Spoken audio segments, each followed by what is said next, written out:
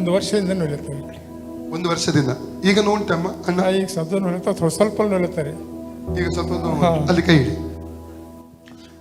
ಅಪ್ಪ, ಈ ತಂದೆಗಾಗಿ ನಾನು ಪ್ರಾರ್ಥಿಸುತ್ತೇನೆ.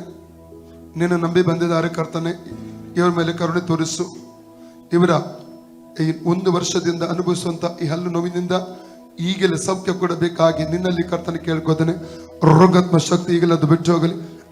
ಜೀಸಸ್ ಫ್ರೀ ಆಗಲಿ ಯೇಸು ನಾಮದಲ್ಲಿ. ಲೂಕ 19 ಹಾವುಗಳನ್ನು ಚೇಳುಗಳನ್ನು ವೈದ್ಯ ಸಮಸ್ತ ಬಲವನ್ನು ತುಳಿದಕ್ಕೆ ಅಧಿಕಾರ ಶಕ್ತಿ ನನ್ನ ಹೆಸರು ಕೊಟ್ಟಿದ್ದಾನೆ, ಆದ್ದರಿಂದ ಅದಕ್ಕೆ ಕೇಡು ಮಾಡಲು ಹೇಳಿದ್ದಾನೆ.